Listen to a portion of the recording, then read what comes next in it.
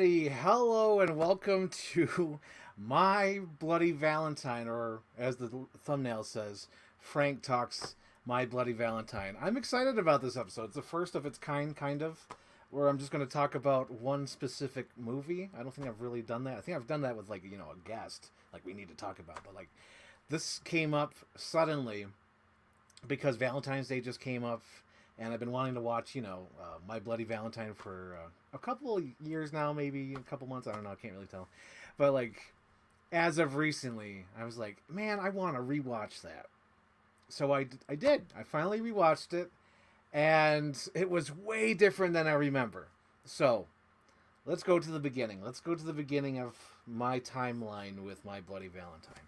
So in 2009, there was a 3D remake, and I did see that in the theater. I went to the Regal with my mom, and right around that time, I was getting into slasher films, so I was really getting the Friday the 13th, Halloween, all those in high school, and I saw that in the theater, and I thought it was great. I loved it. Didn't see it again after that. So then the next thing that came up was I was doing a slasher trailer for my Chief Brody Rules channel. So I was trying to do, like, my own horror movie trailer, because I did Jurassic World, and I think I did Captain America. So I was like, let me try to do a slasher trailer. So I was doing research on old slasher movies and whatnot, and one of them was My Bloody Valentine. And at the time, I was so into watching original cuts. So I was like, I don't want to watch the extended cut, whatever. I don't want to watch it. Because I believe when I rented it from Netflix, it did have extended and theatrical. I think.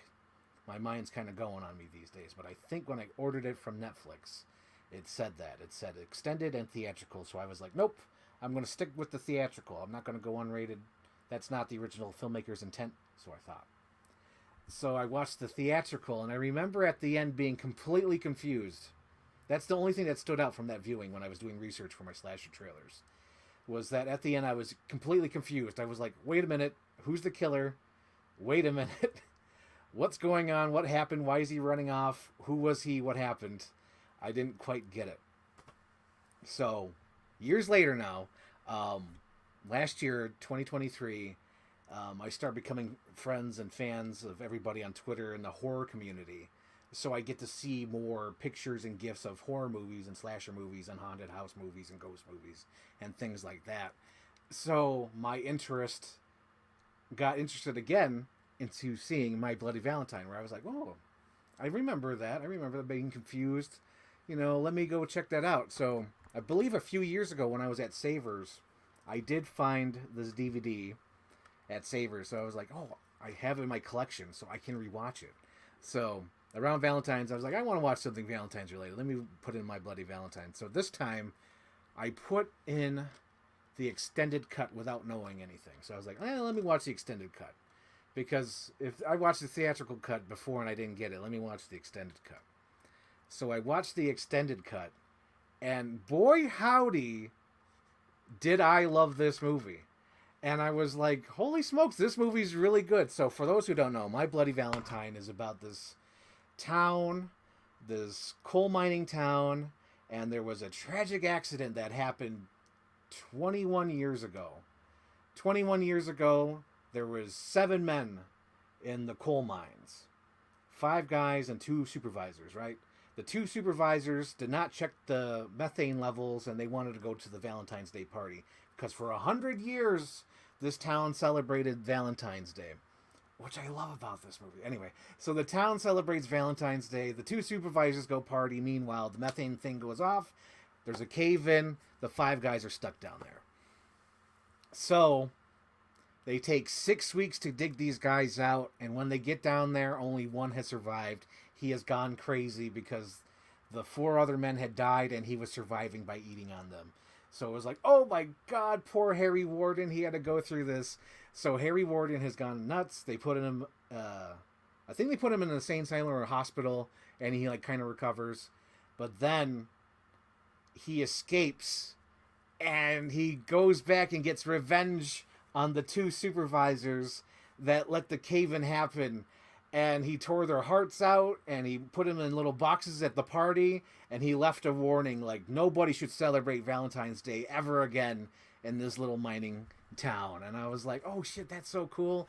So then it happens 20 years later. There's all these people. And I think people mistake them as teens, which is not the case. They're, I would consider, young adults. They're in their 20s. They have graduated high school already.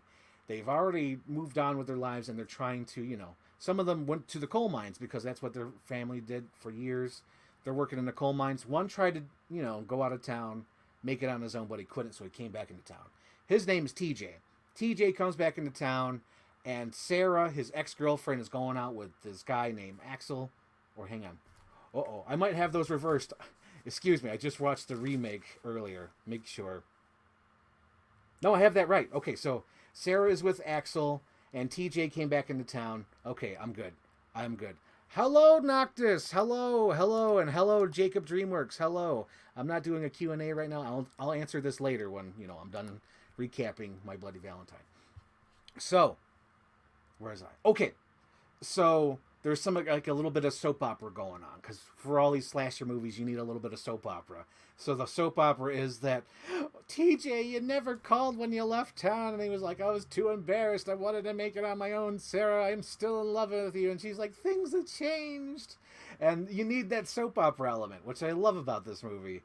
And not only that, but like the town is going to celebrate Valentine's Day again for the first time in 20 years. The mayor wants to downplay this, and I love it because he's sort of like the mayor in Jaws. He's like, no, we want to downplay that it's the first one in 20 years. We'll just, Mabel, just say that it's the first, Valentine's Day dance, And Mabel's so excited, and she's like painting the town, and they're decorating the town. All the, the whole community is getting together to, decorate the town hall for the dance, and then Harry comes back, and you're like, oh shit. So the first kill is a girl in the mine, I should say, and then he kills her, takes the heart, delivers it or gives it to the mayor, and the mayor's like, oh god, not again.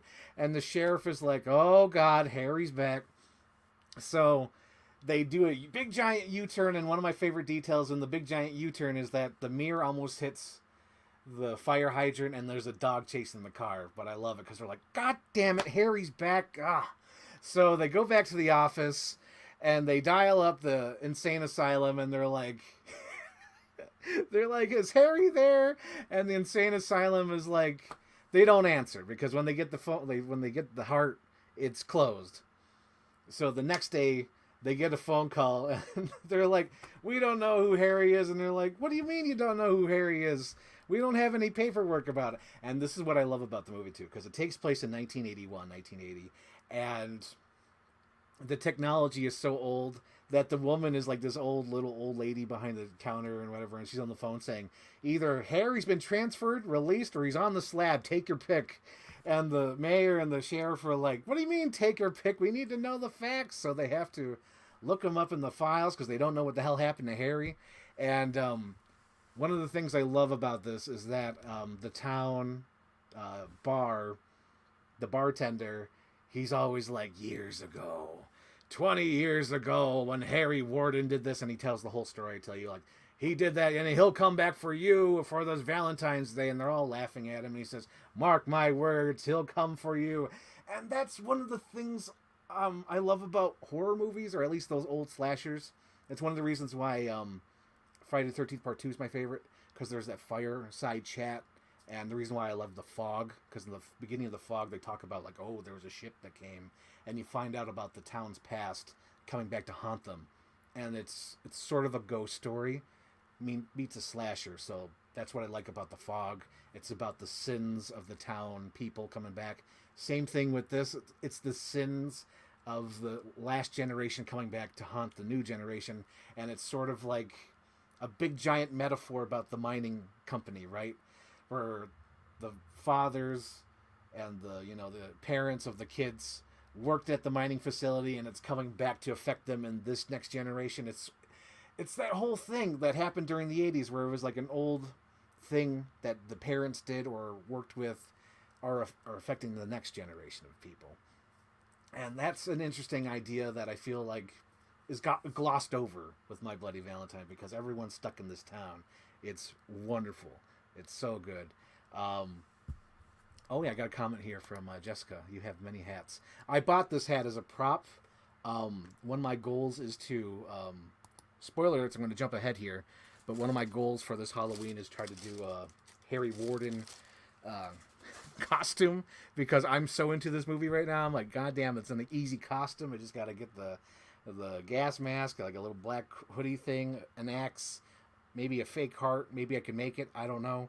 But I want to be Harry Warden for Halloween. I even got a Harry Warden shirt for today's podcast. So anyway, Harry Warden's awesome. It's got this whole underlining metaphor about how like the town's being taken as affected by the mine, and it's like the affected the parents and affected these kids now. So with Mabel, decorating the town, she's so cute. She's a little old lady. She owns the laundromat. And as she's decorating the laundromat, Harry Warden comes in, and one of my favorite visuals in this movie, a visual gag, or what do you call it, thing that they do in this movie, is that Harry Warden has a flashlight on his head, as you can see here. And let's see. Oh, right here. We'll do this one, because it's a better picture. He's got like a little flashlight on his helmet. And what I like about his, flashlight on his helmet is that, what do you call it? The flashlight on his helmet, like wherever he looks, it's on the person. So the little old lady in the laundromat's like, no, no. And you could see where he's looking at her. So like the flashlight's on her face and she could barely see who it is. And that's another thing what I like, where it kind of disguises the character. It disguises the horror character. You don't know who it is. Is it Harry? Is it somebody in the town? You don't know. There's sort of a mystery afoot in this because you're like, oh shit, is it Harry, or is it one of the kids, or is it the sheriff, is it the mayor? Who is this? So Harry Warden kills the little laundromat lady, and it's like, oh no, the little laundromat lady, she didn't do anything wrong, she just wanted to have fun. So the next day, I love the acting in this scene. So the sheriff tries to find the little lady, right? And he goes into the laundromat, and he's like he's sniffing. You could tell he's sniffing something, but he's like looking around, calling for her, and he notices some of the hearts are put upside down, and that's like a little reference because earlier in the movie when they're doing the flashback explaining Harry Warden would take the hearts and put them upside down, and I like that little detail. So he's in there, he's like, why are the hearts upside down? Or some of them, he's like, what? And then you hear the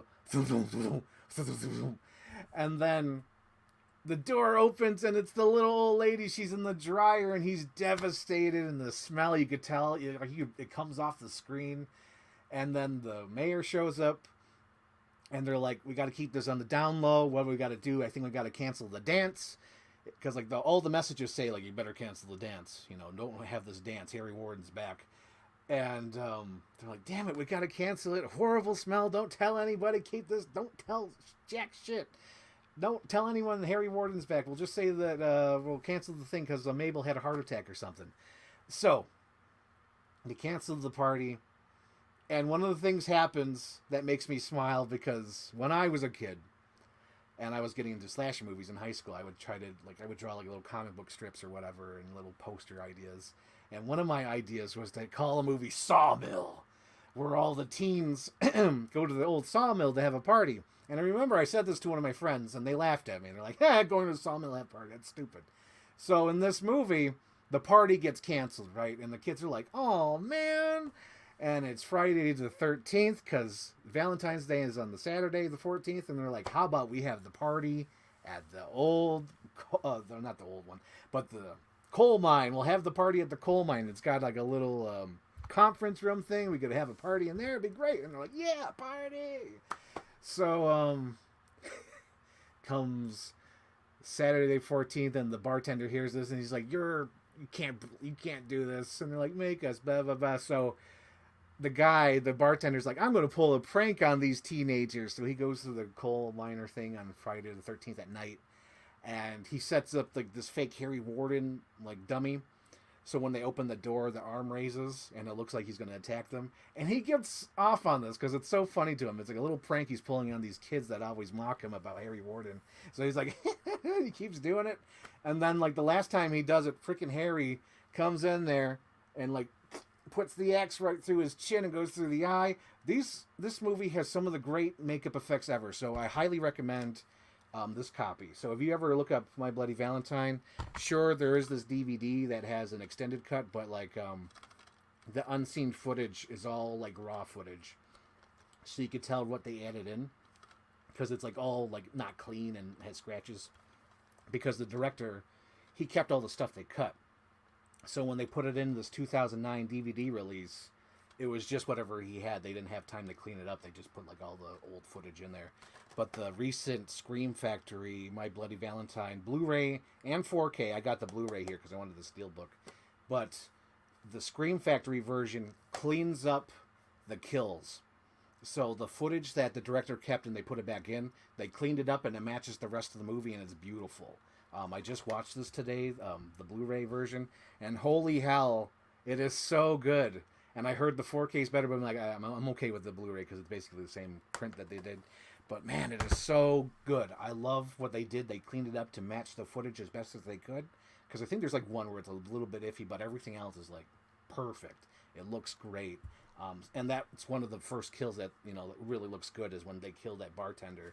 And it's like, oh, damn, that looks great. So Saturday comes along, they all go down in the mine shaft, and they all start getting picked off by Harry Warden. One of my favorite things about one of the kills here is that when Harry kills the girl, there's this couple. I wrote it down. Let me go to my notes here. Johnny and Sylvia. So Johnny is this tall guy. He's probably like 6 foot, whatever. And Sylvia's a little short girl. And it's cute. They're adorable. It's a cute little couple in the movie. And in the beginning of the movie, you see that in order to kiss her, he like picks her up by her head and like, mwah! And puts her back down real quick. But it's cute because he's so tall and she's so short, he has to pick her up. Mwah! Kiss her. So when they're at this coal mine, they're making out in like the place where they put all their uniforms, right? So he says, she says, I want some beers. He says, all right, I'll be right back. I'll get some beers. So then she starts getting scared because all the outfits start moving. And she hears something like, I think the showers turn on. And she's like, are you over there, Johnny? Johnny, don't scare me. And there's Harry Warden. And she runs away from him. And she finds the dead body of the bartender and gets distracted. And then Harry Warden picks her up by her head. Just like in the beginning of the movie, I'm like, oh shit, they foreshadowed her death scene. So he picks her up by her head, little Sylvia, and he puts her right on the shower spigot, and it, like, you know, shoots water out of her mouth. It's perfect.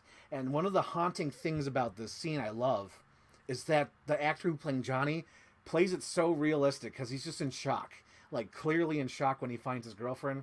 And the thing that makes it so disturbing is that it's been set up this whole time that he's like 6 foot, she's 4. That when he finds her, he's eye to eye with her, and he's like in shock, and it's so great. It's one of my favorite performances in the movie because he literally can't talk. It like reminds me of like Jaws 2, when the little girl, Cynthia, I think her name is, or whatever, the girl who gets attacked in the boat with her boyfriend, and then it's like, shark! That one. It's like on the same par. It's lovely. I love that. I wish more slasher movies would do that, where somebody gets so scared they're in shock. And if I were to do, we'll get to it. But later on in the episode, I'll talk about things I want to do with the reboot. So, they're like, oh shit, Harry Warden's here. And what I like about this is another foreshadowing.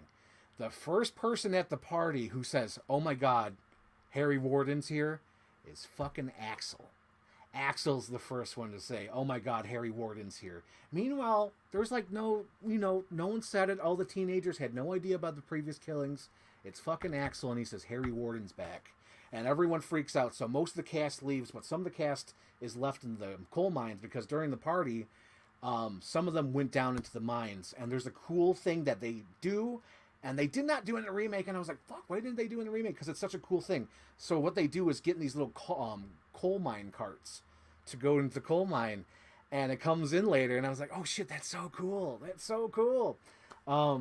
Let's see. The thing I like about this, too, is there's a little fun fact about this movie, is that when they were doing location scouting, they found a location, and they found this coal mine, and it looked perfect. They're like, oh my god, this is great. This is perfect.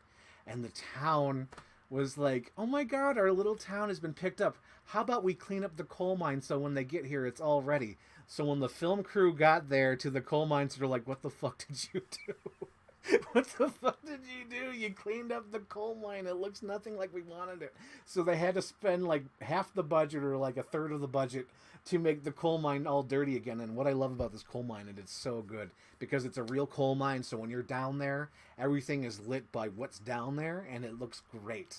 Um, what happens in the remake, you could tell it's like a set. I think they had like one hallway for the remake, so it's like you could tell it's a set, and it's a little bit distracting.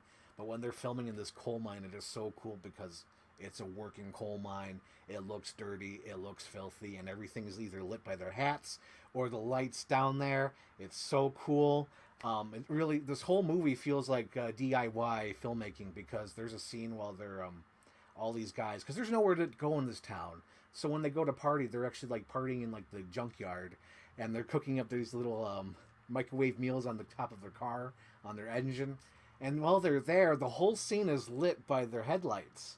And I thought that was cool. And it's like low budget, but it works for the movie, and it's not too distracting. It's not like, oh, this movie's cheap. It's like, it feels like, oh, this movie feels like, it feels homemade. It feels like it's part of this town. Like the whole town came together to make this movie, and I really like that. Another detail is that TJ, the kid who wants to go back with Sarah, he's the mayor's son. Axel, he's the son of one of the people who got murdered. That comes in later. Let's see. I want to go through my notes because I don't want to miss everything here. Let's see. Oh, that's the other thing I like about this movie. So before all the shit hits the fan, the sheriff gets this Valentine, and he thinks it's another heart, and he tells his deputy, get the hell out of here. Give me a cup of coffee. So he opens it up, and he looks in it, and it's from Mabel, and that hurts my heart because that morning he discovered Mabel, and Mabel wanted to be his Valentine because she already sent it in the mail to go to him. And I was like, oh, poor Mabel, poor sheriff. He had an opportunity. Oh, so then they're all in the mine now. We'll get to that point now. They're all in the mine, and so TJ and Axel are like, power team activate. Let's go down there. Sarah's down there. Our girl's down there. And they're down there with Patty and Hollis and Howard.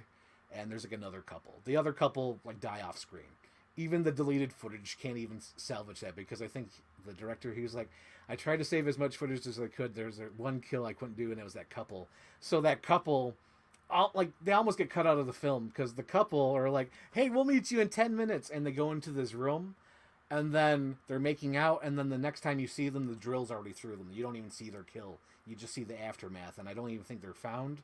I think you just see it as a viewer, so I don't even think those people find the couple. So there was that couple down there as well.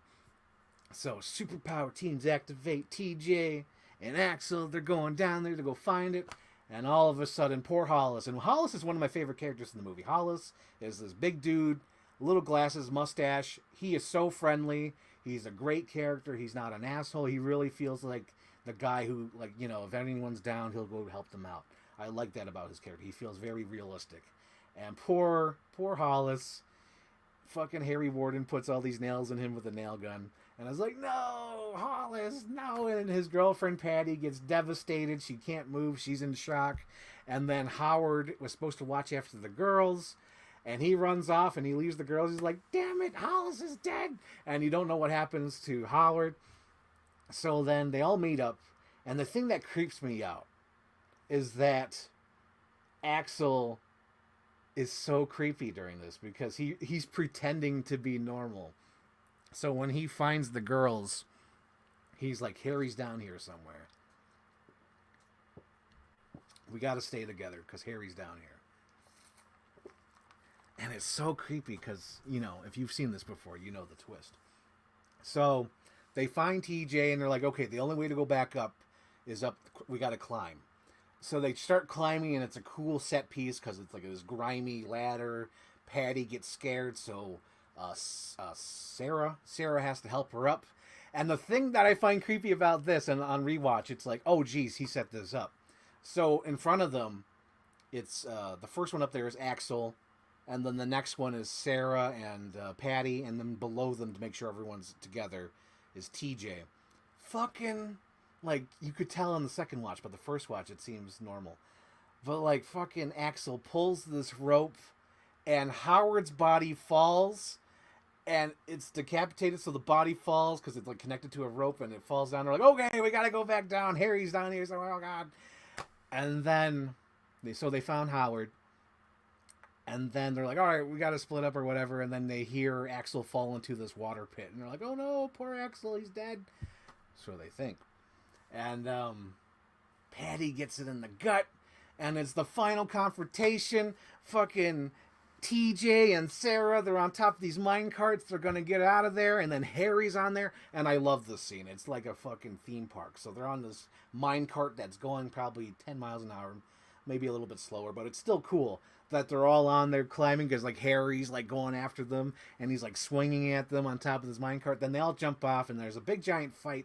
They go into one of the ventilation shafts, I think ventilation 7. They go in there and Sarah gets the courage to take off the mask and it's revealed to be Axel. And then you see like TJ's like, oh my god, Axel, why? And he doesn't explain it, but you see the flashes in Axel's head.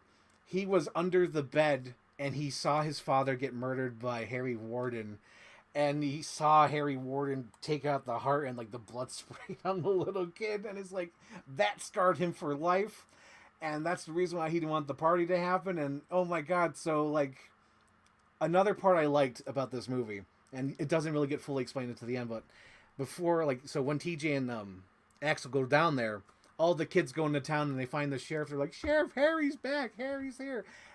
But Harry, he's like, Harry? He says it in a way that's perfect, and I like his acting. He says Harry like he's surprised, and it's perfect because it works both ways. It works in a way that he thinks like, oh my god, Harry's back. But in retrospect, when you watch it a second time, it works because he knows that it's not Harry. Like, Harry. And it's perfect because at the end, the kids go out there, Sarah and TJ are like, Sheriff, it's Axel. And they're like, yes, we know it's not Harry. Harry died 5 years ago in the mental institution. And it works so well on rewatch, and because you get to see all the details and all the foreshadowing. To me, this is like one of the perfect slashers ever made, but you have to watch the extended cut, the unrated, Shout Factory release. I don't think I could ever watch the theatrical cut again because after seeing what they cut out, I don't know if it would make sense, because I think that's the reason why I was originally confused when I first watched this movie, because all the kills are cut out. And I would have to recommend the kills too, because the kills are so well done. The makeup effects and the way to me, this is like the perfectly edited movie. Because I was watching it again, and the way how they edited the kill of the laundromat lady, the way that they edited that, the way the cuts are, the shots, it's so good. Like, literally so good. I can't get enough of this movie. It's definitely one of my favorite movies of all time now. I have to redo my list. I don't know if it'll make the top 100, but goddamn, Harry Warden and My Bloody Valentine is so good. It is so good. So, to wrap up the first movie, they're like, yes, we know it's Axel. So they're trying to dig him out because it collapsed, right? And they find his arm, and they're like, he's alive, and his arm's like doing this. So Sarah goes in there to hold his hand, and meanwhile, they cut to the unrated footage, and you see fucking Axel cutting off his arm, and they pull out the arm, and then you hear Axel laughing, "Ooh, happy Valentine's Day, be my Valentine, Sarah, this whole town's gonna fucking die," and he's like leaving out the ventilation shaft, and it's wonderful, and it cuts to black. And one of the happy accents about this movie is at the end of this movie, this little Irish ballad comes on, and it's specifically written about the movie and about the legend of Harry Warden. Like, there's a legend, they say, on Valentine's Day about the town, blah, blah, blah. And it goes on like this, and it's perfect because it feels like an old like ballad, like Beware of Harry Warden. And, I liked the movie so much, immediately afterwards, like, I gotta watch the behind the scenes. I gotta find out more about this movie. And why I call it a happy accident. Because the song seems so purposeful. Because in the beginning of the movie, you have the bartender sing like it happened years ago. And then you have like the warning, like the ghost story, and then at the end you have the Irish ballad, like "It happened one day." But I watched the behind the scenes, and the guy was like, we were just like writing a song, and we're like, I guess Irish ballad, right?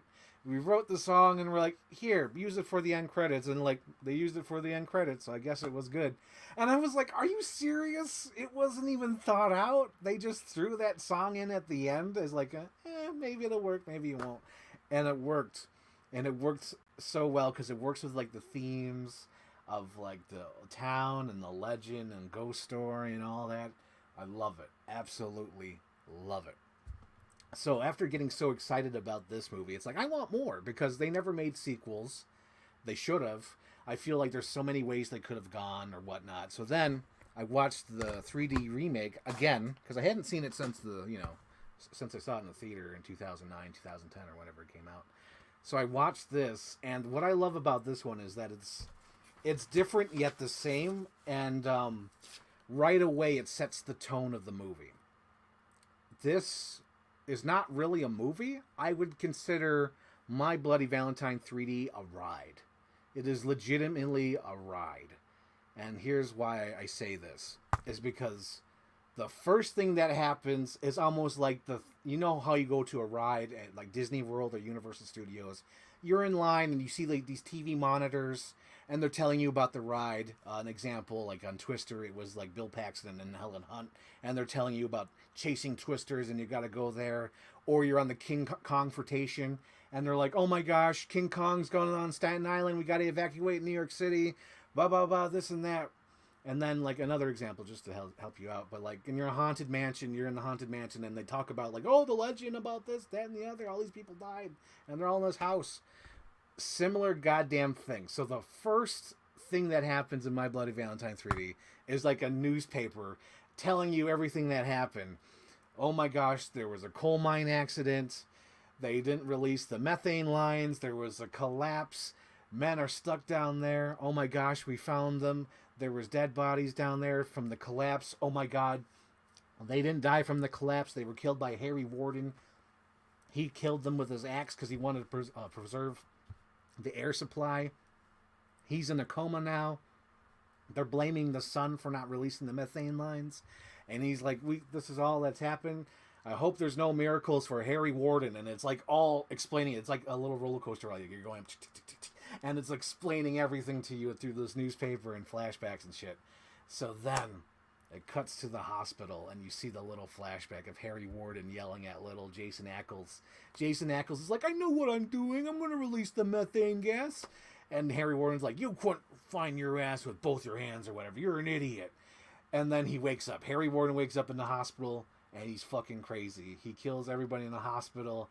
And one of the best things about the opening scene, I gotta say it here, fucking Tom Atkins, horror legend Tom Atkins, gets out the police car in his hero shot, and as he's getting out the car and it gets close to him, it says Tom Atkins on screen. I was like, fuck yes, this is that kind of movie. So he goes in the hospital and it's all bloody. It's like fucking Rob Zombie's Halloween. There's bodies all over the place, people cut in half, and they're like, fucking Harry Warden's back. And he says, Harry Warden's in a coma. And they're like, I guess he woke up. And there's like hearts drawn all over the place. And they're like, we gotta find him. Where is Harry Warden going to go? And then, of course, the, teenagers are partying at the coal mine, Tunnel 5. And you get to meet our characters. So we have a new TJ. We have a new Axel. I think we have a Linda and another Sarah. And we're going to meet these characters, These are our characters for the movie. And, of course, they're all beautiful. They're all late 2000s movie beautiful. And, of course, one of them is Jason Ackles. And what's the other one? Jamie King. So they're all there. I'm like, all right, let's go party in there. And then fucking Harry Warden shows up. And what I love about My Bloody Valentine, because it's a 3D movie, so when they're filming it, almost every goddamn Harry Warden shot is a hero shot, to explain. So in this scene, they go down there, and I think she's looking for her boyfriend, and everything's quiet, and this guy jumps out, and he says, Happy Valentine's Day, what'd you think? I'm Harry Warden. Koosh! The axe goes right through his eye, And then the axe comes out, the body drops, and Harry Warden comes in. The camera pushes in, Harry Warden steps in there and goes, hits the light spark, and he's like this big, giant, hulking Batman kind of character. He is huge. He's like Jason Voorhees in a fucking minor outfit. It is great. And she starts running, and she hides with her boyfriend because they've realized there's people dying down there. Harry Warden's back. Oh my gosh, Harry Warden. He's trying to get revenge on little Jason Ackles. So they all run, and Jason Ackles is down there. He's distracting Harry Warden. Harry Warden's got to kill him. And then Tom Atkins in action. Harry, don't you dare get up. And Harry gets up, and then they shoot at him, and the thing starts to collapse, and Harry gets away. And Jason Ackles is covered in the blood of Harry Warden. And you're like, oh my gosh, poor Jason Ackles. So in this movie, Jason Ackles plays TJ. So after this whole incident about the collapse and all that, and the Harry Warden coming out of coma, we jump 10 years. And this is the thing I'm liking about these Bloody Valentine movies, like I said with this one, and it even affects this one a little bit more, is that they are not teenagers. These are people from high school, and they're grown up. They all stayed in the same town. And there's that little melancholy that they didn't do much. And I like that. It's a little cool, like, you know, everyone sort of has that, you can relate to that. Because, like, some people, you move on, some people don't, some people stay, some people settle. And there's a little bit of that because it just feels like a movie for grown-ups. You know, you're not watching teenagers. You're watching adults going through adult situations. It's that soap opera thing. You need that soap opera in these horror movies, which I love. So in this one, Axel is a sheriff now. He's sort of like a piece of shit. But in retrospect, when you watch it a second time, I feel like his performance is the best. I wrote his name down. Give me a second. His performance really spoke to me because I like it. God damn. What's his name? Oh no, where'd I write it? Damn it. I know I wrote it down. Shit. Anyway, I think his name's like David something. I know it's here. Ugh, my handwriting's shit. Anyway, maybe it's on the back of the box. Give me a second here. We'll talk about it. Hang on. Oh, Kerr Smith. No wonder why I thought it was David. Kerr Smith. Kerr Smith plays Axel, and he's a sheriff, and he's sort of like a piece of shit because he's cheating on Sarah with her coworker at the store, and the coworker at the store, because he's having an affair, she's pregnant, and she's played by the girl from The Blacklist, Morgan, I believe. Morgan. But anyway, Kerr Smith, I really liked his performance in this because he has to put the balance of things, and it actually works out. So he's balancing of a guy who is like sort of like a burnout alcoholic kind of guy, and he's also like, you don't know if he's going to be the killer or not, and he also has to be like a family man and who wants to save his family. It's a little bit of both things, and he's got to find that balance to trick you as the audience to wonder if he is going to be Harry Warden, or is he the killer, or is he just the sheriff? And he has to find that balance, and I think he does a great job in this. Honestly, he's the standout of this movie. So, they're reversed in this movie, and I'll say reversed because later on we'll explain that. So, where was I? Oh, so TJ comes back into town. He's been gone for 10 years. He never called anybody. And he is now going to shut down the coal mine because he's like, that Harry Warden, we're going to close down the coal mine. It's nothing but bad news. And the guy from Lost, Kate's dad, the jerk, he's like, no, you can't close down the coal mine. It's the town's lifeblood. Oh, my God. So he's like, fine. We'll do the paperwork on Monday. We'll do the paperwork. Because he showed up on Saturday or maybe Sunday. But he showed up a little too early. We're like, no, the paperwork's Monday. So he's like, all right, Monday it is. So TJ goes to the hotel. And the thing that cracks me up about this, and full-on spoilers, the twist is that TJ is the killer. And the reason why I have to explain this is because when he goes to this hotel, there's a couple that's fucking in the apartment number 3, because he's at the little motel. He's number 4 and they're number 3. And the thing that makes me laugh about this is that I think Harry Warden just wanted to sleep. But the couple was too loud next door, so that's why he kills them. It's only a coincidence that it was the girl from years ago at the party. But I have that feeling because, Jason Ackles didn't know it was Irene. He didn't look in there. He didn't know it was the girl that, we call it, Axel was dating all those years ago. All he knows is that it's a couple that are loud and they're fucking and arguing at like 2 in the morning. So I just have this idea that Harry Warden's like, nope, I gotta kick into gear now. So Harry Warden goes out there, he kills the truck driver, he kills the girl, and he kills that poor little girl, the little person. What's the actress's name? I wrote it down. I swear to God. Celine Luna. Celine Luna is like this little person who owns the motel. And she gets it the worst in this whole movie.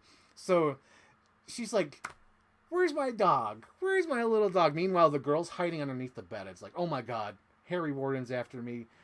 And she doesn't know, like the woman in the bed's like, oh my God, that woman doesn't know that Harry's out there. So the little lady's like looking for her dog. Where's my dog? And she hears something scuffling in the closet. It's like, are you in there? She opens it up and there's Harry Warden. It's like, holy shit.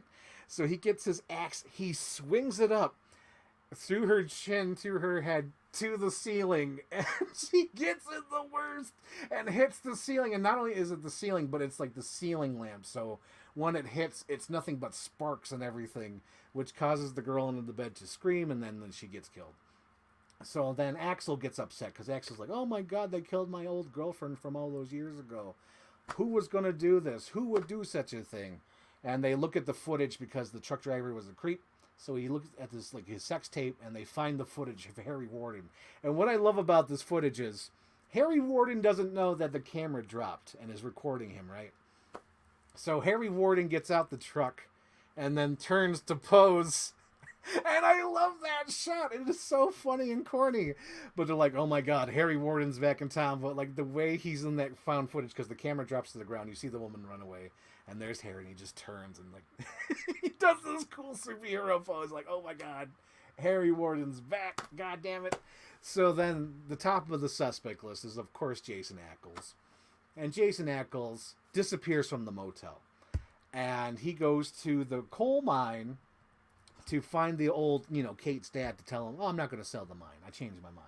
So he goes down there and he meets Red. And Red's a big giant jerk. Red's like, I'll call Ben for you. Just hold on, kid. So then Jason Ackles is like, I hear something down the tunnel. What is that? What is that? And then Harry Warden shows up, throws Jason Ackles in the cage, locks him up, kills Red. And then they hear Red over the phone. And they're like, oh shit, we gotta go down there. They go down there. They find poor Jason Ackles stuck in the cage and Red's been killed. Like, oh my gosh. And then Axel shows up and he's like, hey man, what are you doing here? What are you doing in town? And he says, hey man, I was here trying to sell the coal mine. I changed my mind. And they're like, don't you leave town for the next couple of days. You're our number one suspect, Jason Ackles. And then, of course, there's the soap opera where Jason Ackles goes to visit Sarah, and he's like, and she's like, you never called me. And what I love about this scene is that it reminds me of how hard making movies is. So I'm guessing they only had a budget and a certain amount of days to film this movie. Because when they're on this bridge doing the soap opera scene, that you never called me, something happened to me, we're all running away from this, I got stuck with Harry Warden, no, it didn't affect you too. As they're doing this dramatic scene, they have a dolly, and it's so windy out, the camera is bouncing as they're dolling out. And I'm like, oh, they didn't have enough time to refilm this. And there's the scene of the footage of Jamie King as she's doing her dialogue. You see her hair is like blowing in the wind. And I'm like, oh shit. All that had to be ADR'd. There's no way that's the original audio. They had to ADR that, and they just had to, go on with the dates. Like, we have to film this. We only have a certain amount of days. We can't go back to this location. We've shut down this bridge for a certain amount of hours. We can only be here for so long. We can't come back and do this.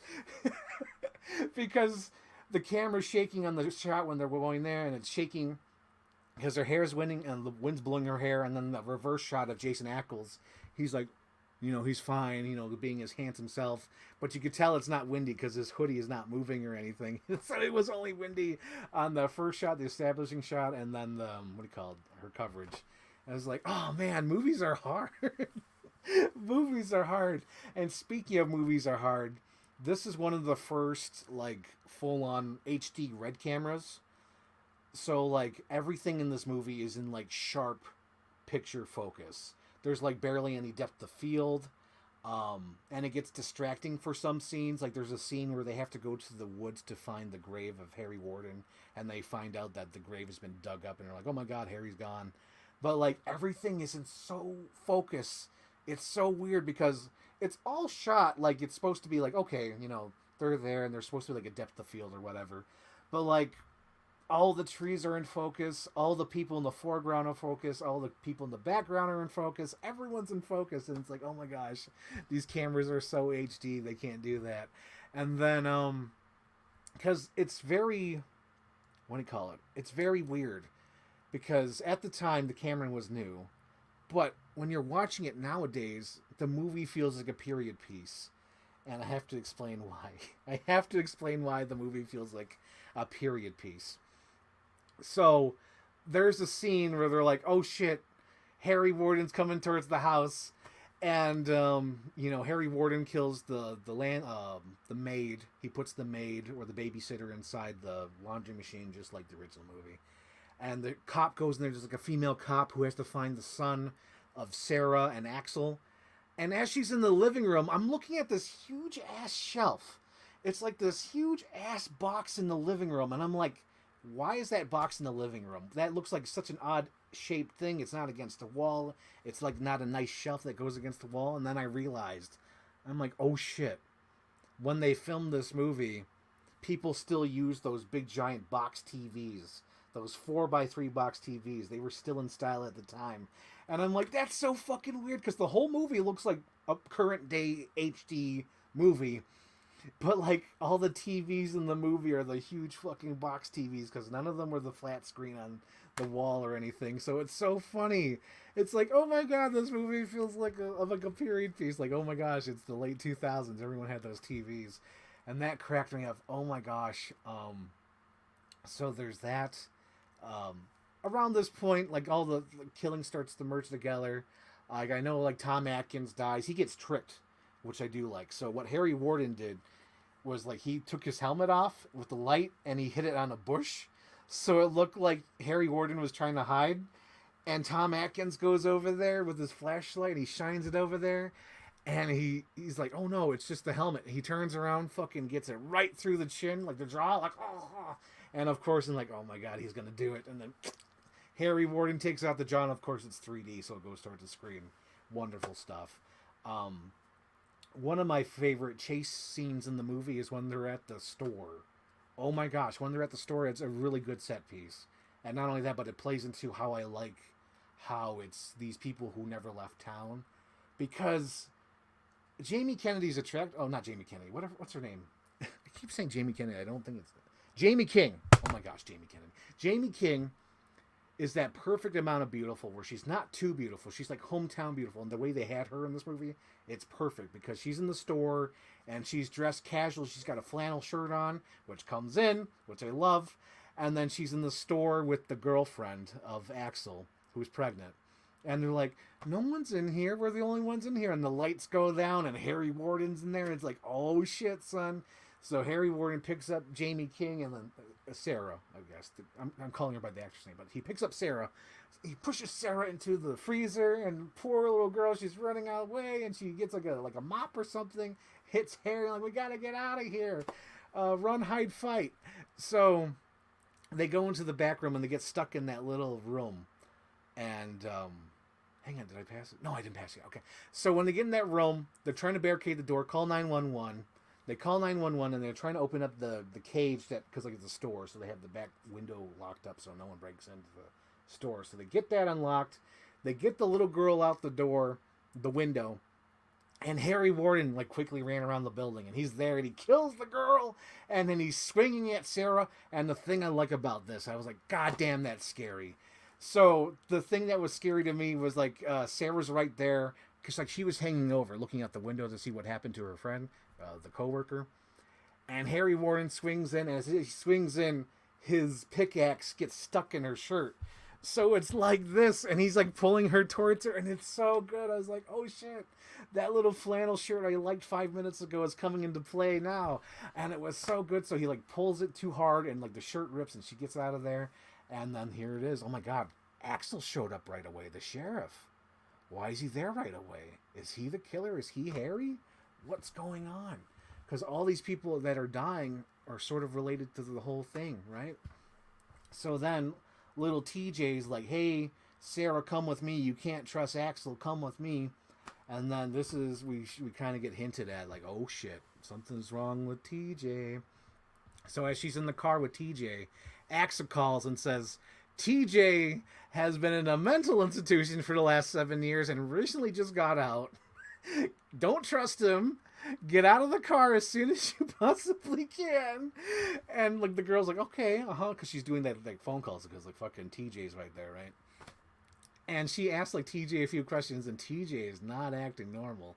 So she pulls the wheel. They crash, and they crash nearby this little house. The house is where Axel's dad used to live, and it's his little bungalow with like his little meetup where he does the we call it the secretary, the girl, you know, from the blacklist. So the wife goes there to hide out, and she finds the little Valentine from the girlfriend to Axel in the house, and then she finds a whole closet full of Valentine Day boxes. And it's like, oh shit, Axel is fucking Harry Warden. The door opens, Harry Warden's there. She's like, oh no! And she does the thing. I did the Rick Dalton point. So what she does is that she jumps out the window, and I'm like, yes, just like Texas Chainsaw Massacre. For those who don't know. And every goddamn Texas Chainsaw Massacre, every single one of them, the final girl jumps out the window. So in this movie, Jamie King, a.k.a. Sarah, breaks the window and jumps out. I was like, she did the thing. She's getting away from Harry Warden. Oh my gosh. So then they all end up at the coal mine. And it's like, oh shit, here we go. Final confrontation. And she's in the coal mine, and there's Axel, and then there's a little Jason Ackles, TJ, and she's got the sheriff's gun, and he's like, no, you have to believe me, TJ's the killer. And TJ's like, oh no, Sarah, it's Axel. You gotta trust me. You gotta trust me. And then what I love about, what do you call it? Kerr Smith's performance. He's desperately trying to make his wife trust him. And he's so tired because he's been investigating this murder this whole time. He's even telling her, he's like, when would I have time to play psychopath? I've been working this case for the last 72 hours. And of course, Jason Ackles is like, oh, of course he's the killer. Oh, you can't trust him, Sarah. No. So Kerr Smith, a.k.a. Axel, is like, you know what? Just shoot us both. At least if you shoot us both, you have killed the killer. Just shoot us both. And that what cracks me up is that Jason Axel, TJ's like, well, hang on, don't shoot us both. And oh my god, I forgot to mention, I wrote it, but like Jason Ackles is kind of terrible in this. He's like really bad in this movie. So when he does this, it's even funnier when he's like, don't shoot us. Don't shoot us both. You have to shoot him. He's the killer. And then of course he gives it away. He gives away the whole shebang. He's like, remember what it said in the Valentine on the bed? It said, be mine forever. It said it on the wall above your coworker. And she's like, I never told you that. And he's like, nah, I'm pretty sure you did. And you told me this. And then she realizes, oh my gosh. And then the coolest thing ever, they kind of downplay it. And it's not well done, but I get it. And I'm like, ooh, I like that little detail. So to fuck with TJ and Jason Ackles, Axel, the sheriff, puts on his little flashlight and points it down the hallway and slowly puts it down the hallway, like makes it go against the wall. And it triggers poor TJ. TJ's like, Harry Warden's behind you. He's coming towards us. And Sarah's like, Harry's not there. No, he's right behind you. And the sheriff is like, and he keeps moving his flashlight. And then you see, because it's, it's tricking the audience, we see Harry Warden walk behind Sarah, coming towards TJ, and then he disappears. And then we get the Fight Club reference. We're like, oh shit, TJ has been Harry Warden this whole time, and you get to see how he's been doing it through the whole movie through flashbacks and whatnot. And it's like, oh, that's the twist. It's Fight Club, and I feel like they cheated because there's a point of the movie where I told you where he locks himself in the cage. That's such a huge cheat. That's only there to throw off the audience, and I think it's stupid. It's one of the weaker parts of the remake was that. And not only that, but I feel like the whole reveal of the Fight Club thing is like, I don't like it. I know that's sort of what they did in the original movie, but I don't like it. They switched it up, and it just feels a little bit botched. Because for the final chase scene, you don't get the satisfaction of seeing Harry Warden. You just see Jason Ackles dressed as Jason Ackles. And the thing that really bothers me, but it's a cool sequence, is that, so Jason Ackles is full on, because they're like, Harry never left, and like he's like, yeah, Harry's with us right now. So Jason Ackles is chasing after Axel and Sarah, and it's a cool shot, but it would be cooler if it was Harry. So Jason Ackles is like walking down the tunnels, and he's putting out the lights, and sparks are flying, and every time he hits the light, he turns into Harry Warden. So it's like a flash of Harry Warden every time he goes walking down the hallway, and he keeps flashing to Harry Warden. I'm like, oh my god, that'd be so much cooler if it was fucking hulking Batman Harry Warden doing that. If you saw that shot, that'd be so cool, because Harry Warden's such an iconic looking character, iconic looking killer. So then, of course, it's a Die Hard situation. Axel's been hit in the gut with the axe. Sarah's there, and he's like, you got one bullet. You can't miss. So it's like the John McClane moment. So Sarah goes out there, and she's like talking to TJ, a.k.a. Harry Warden. And she puts the gun up, and she's like talking him down. And then he he turns back into Harry Warden, and she shoots, because she pulls the Jaws as well. Because behind him are all these gas canisters, and then there's the light bulb. So she shoots the gas canister, it goes through his gut, and it makes the thing blow up. And the thing that cracks me up about this ending is only Jason Ackles can get hit with an explosion at close range and still look beautiful. Because at the end of the movie, they're trying to find the body of TJ, and he escapes dressed as one of the workers.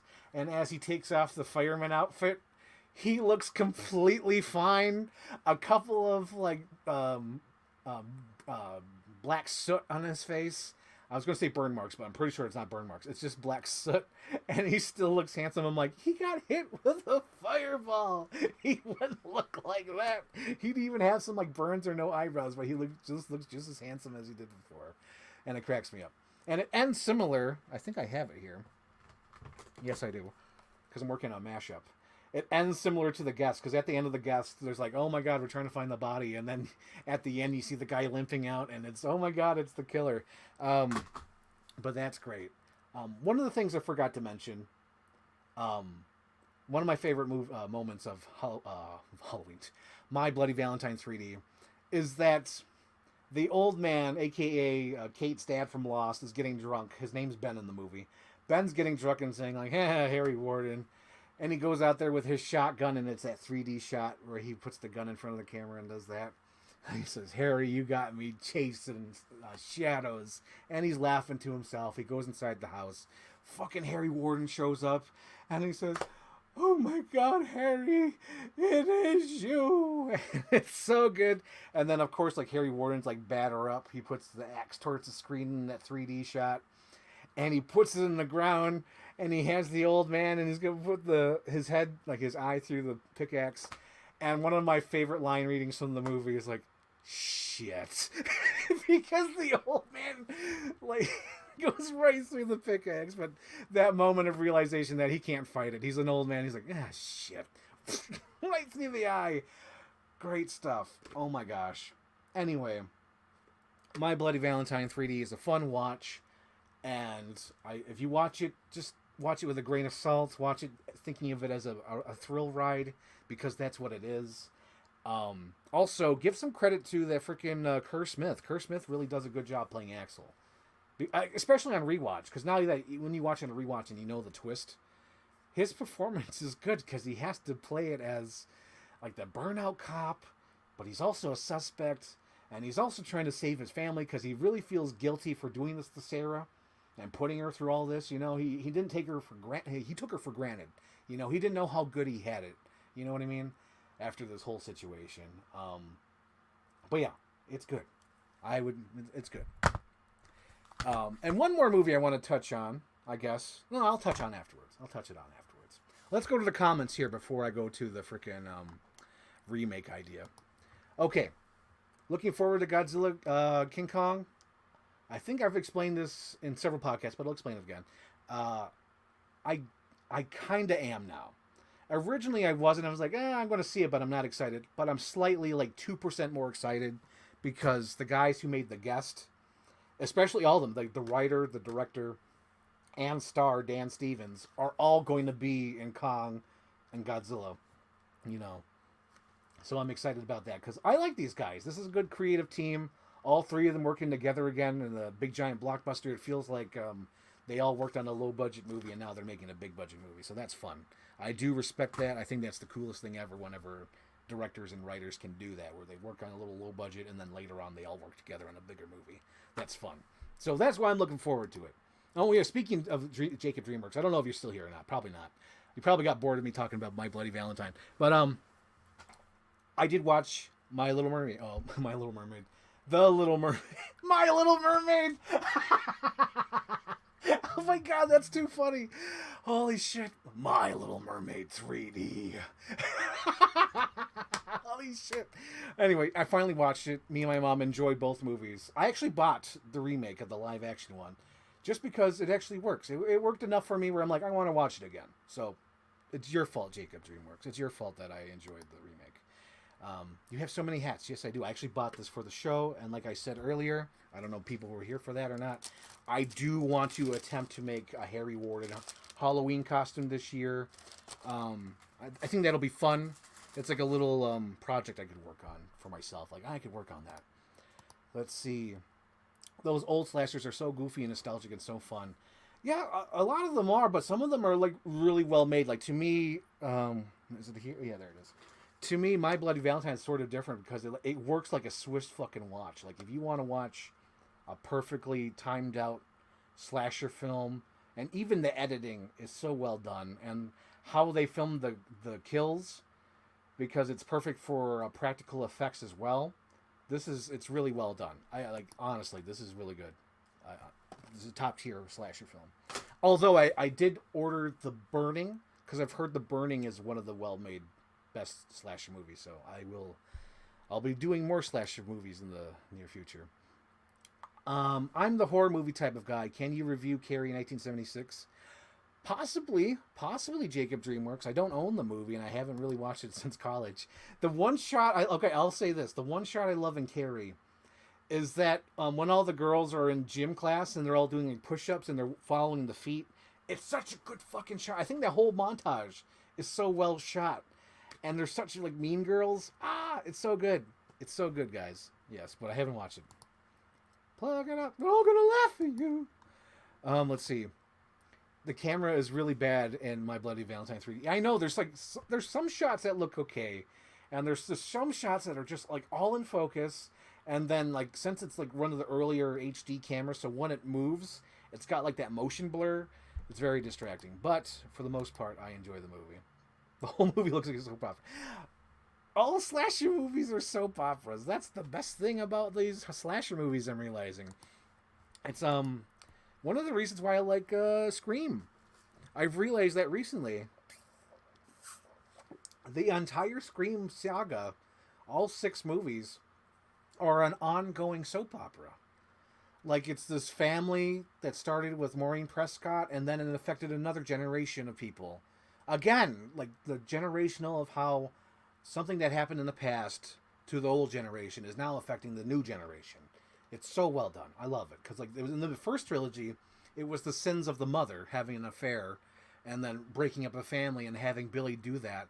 And now it's about like the sins of the father, Billy, affecting his children, Sam, and not Tara. Tara's the half-sister. She's the other thing. But, like, still, it's affecting that family now as well. And it's affecting other families. The Quinn family. Holy shit. It's soap opera. It's lovely. It's lovely shit. It's like a huge epiphany I had as an older adult now. It's like, oh fuck, all these slasher movie franchises are like ongoing soap operas. It's wonderful. It's if only Star Wars understood this. At least most slasher remakes look still reverse it. At least most of the slasher remakes still look decent. Yes. Clever girl. Yes. Let's see. The store scene is definitely the standout. Dude, yes, the store scene is so good in the 3D movie. Holy hell. I really do like that. Really well done. Really well done. Let's see. Weird that both the My Bloody Valentine and Black Christmas remakes have revenge porn subplots. That is weird. That is weird. But I think they just needed to squeeze in tits into this 3D movie, so that's why. The best line. I never watched Supernatural. I have no frame of reference, but Ackles does suck in the movie. Dude, he's bad. He's bad. Like I'm usually a positive person, but he's like pretty bad. But like the moments he does shine is like the silly moments, like when they like just shoot us both, and he's like, "Oh, hang him up, what? No." It's wonderful. Yeah, I don't know how he pulled the cage off. Yeah, that's a bad thing. The final chase, big wet fart. Yeah, I know, because he's not dressed as Harry Warden, and it kind of is disappointing. Dude, yes, the minecart is so awesome. Okay. And then didn't even cut off his own arm, just ripped off the guest ending. They ripped off the guest ending before the guest, so the guest ripped off My Bloody... Here's the thing. The guest ripped off My Bloody Valentine, but they did it better. They did it so much better. Because at the end of the guest, you could tell that he's still limping and that his face is sort of burnt under the mask. That's what I love. Dude, the Exorcist 3 reference... are you talking about Black Christmas? That was awful. Gross. The kills in 3D almost redeem it. Let's see. I'll talk about Valentine. Oh, you knew what I was going to talk about. You fucking knew what I was going to talk about. God damn it, Shane. Fucker. Let's see. The guest could beat Godzilla. Kind of burning, kind of sucks, but it's fun. And then PJ Soul saved me. PJ Soul saved me. Save me, PJ Souls. Okay. So now we get to the part of ideas that I'd like to do for a remake. If I were to remake My Bloody Valentine and really make it a franchise thing, because the thing that kills me so much is that originally I get the first movie was like a one-shot deal. Of course, they're ripping off of Halloween and Friday the 13th, but at that time they didn't know they could, pump out sequels. They were just making the slasher movie that was ripped off of Halloween.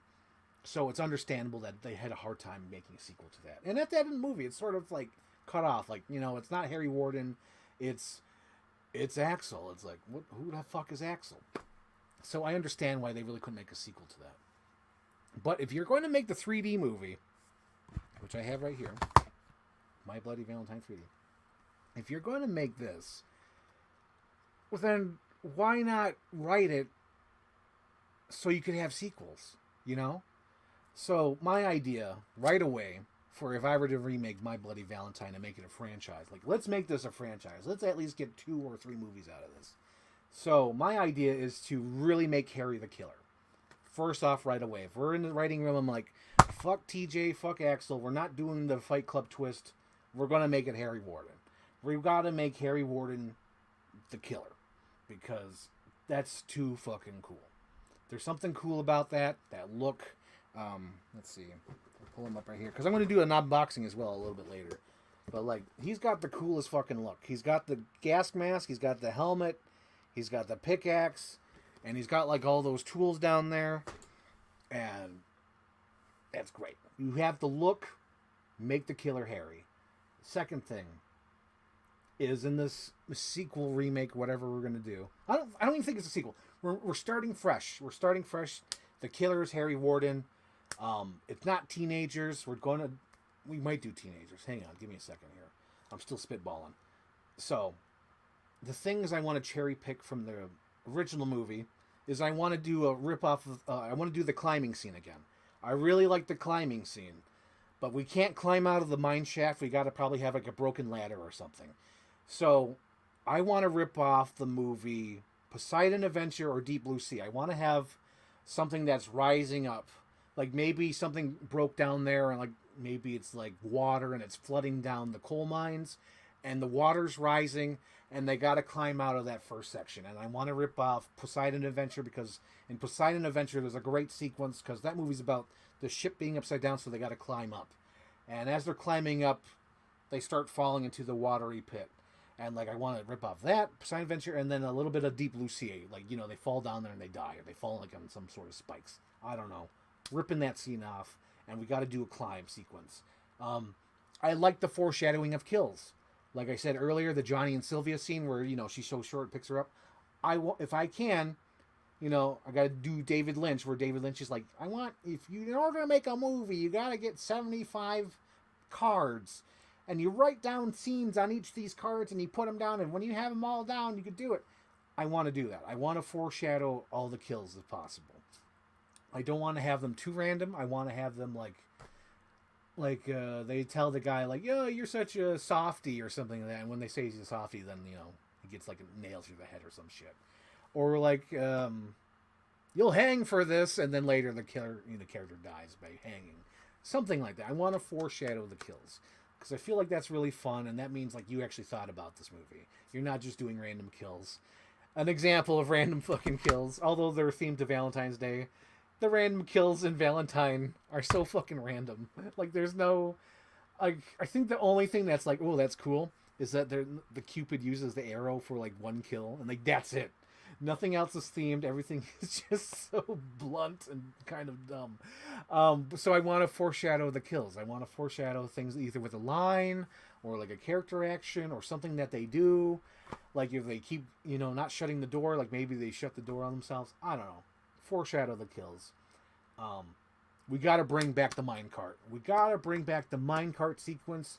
That is so fucking good. At the end of the first one, it's kind of funny because the cart's going so slow because they have to film it on a low budget and whatnot. But like, let's kind of do like a Temple of Doom kind of thing. We got to go through the coal mine on this cart. Let's get a budget going. Let's have a cool sequence on top of the coal mine cart. That would be great. So that's definitely in the remake. I do like the idea of all the cops pouring in. At the end of the original My Bloody Valentine, I love that the fucking sheriff got everybody to show up. Like, it's all the police in the surrounding districts going down into the coal mine. Like, he didn't fuck around. He didn't just bring his deputy in him. They're like, no, if there's a cave-in or whatever, we're going to come down here and save these kids. So I like that. Bring in all the police. Because you're going to need them for the sequel. Because at the end of this remake, I want to have the mine exploding.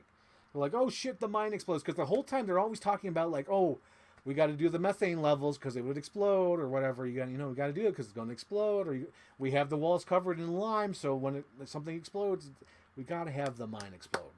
Have the mine explode at the end of the movie. So, at the end of the movie, we're going to rip off Bride of Frankenstein and Halloween Kills, where the fucking first responders are there, and we got Harry Warden walking out with his pickaxe, burnt, with his little mask probably burnt to him, his eye exposed, and he's got his little flashlight, and he's like, and it's so fucking cool. And then we'll just rip off Halloween Kills for the rest of the movie for the sequel, because Halloween Kills, I'll say it, is the best fucking Michael Myers movie, and we gotta have him kill the first responders. And I want that scene where maybe they get him. Maybe, he's fighting him off and he can't take them all. So they take him to the police station, because I want that scene, damn it. I want the scene in the police station where they break out and they take out the whole police force. We've been teased this so many times in slasher movies. I want to fucking see it. I want to see the scene where they're in the cage, and maybe like there's a guy, like a cop like Percy from the Green Mile. Percy's like, hey, Harry Warden, we finally caught you. And then he pulls into the cage, and they're like, oh my god, and like Harry Warden like takes out the keys, unlocks it, and then just like fucking crushes Percy, and they're trying to shoot him with a shotgun, and then Harry Warden comes up, pushes the shotgun up, and go, we gotta do this. We gotta do this for My Bloody Valentine and make it a sequel and whatnot. We're not gonna have a Fight Club twist. We're gonna have Harry Warden actually do the kills. And I want to bring back the fairy tale, well, not fairy tale, but the campsite fire thing about the town legend and all that. And if not, I want to steal some aspects from Valentine. So, the aspects I want to steal from Valentine is I want to have some more Valentine's Day connected things.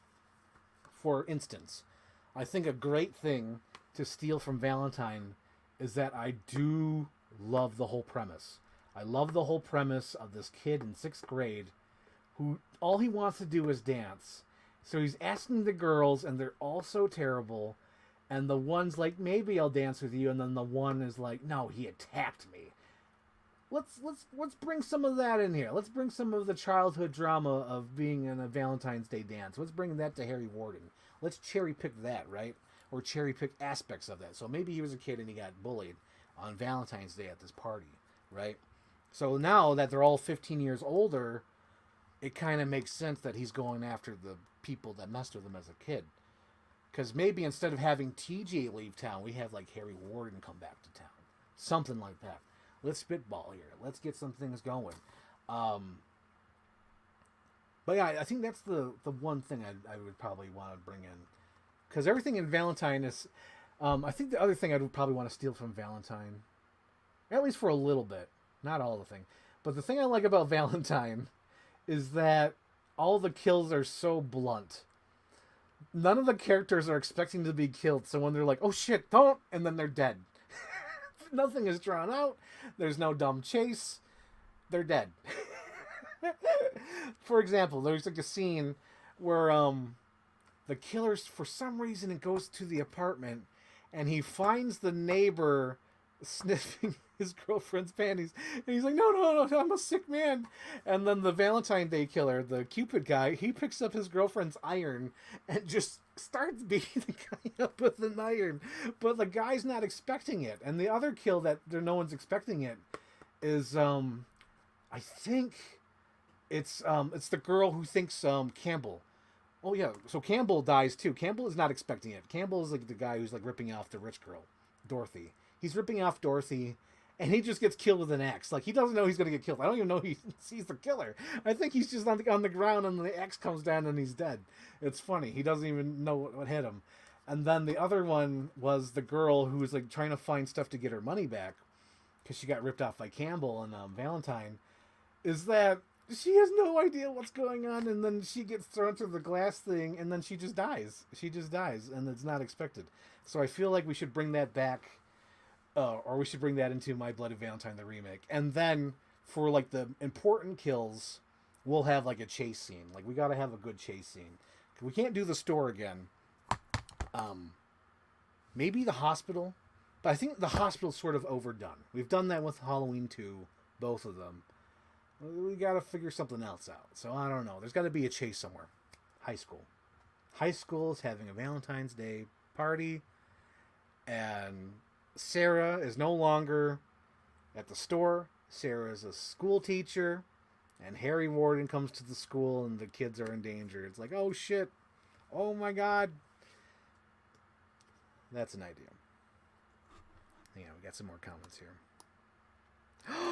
Besky! Besky's here! Just stopping by to say hello. Besky, you stopped right before my comment when reading off comments. Oh my gosh, Besky. R.I.P. Piper Laurie. Aw, yes. Let's see. Yes! Do a Bloody Valentine where there's a complete disaster rescue movie. Oh, shit! That's a good one. Oh, man! Dude, that's it. Harry Warden comes back and causes a collapse. Dude, that's even better. It's a disaster movie slasher. Harry Warden comes back, right? And he causes a collapse, and instead of, him eating the 5 survivors, the 5 or 6 survivors down there, they're like, we gotta get the hell out of here. We gotta get out. And it's like they have to get out. It's a disaster movie. We got a fucking Gene Hackman type.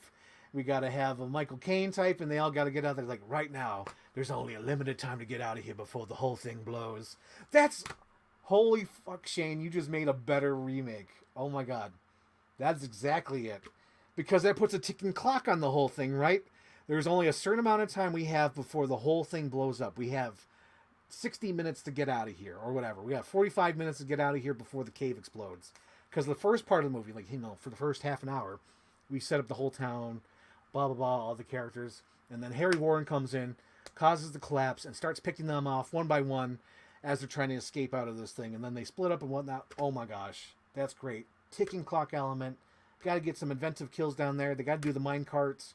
Perfect. Perfect. So what's My Bloody Valentine about? I just got here. LOL, I'm just kidding. Sarah. Oh, Sarah. Oh my God. Besky!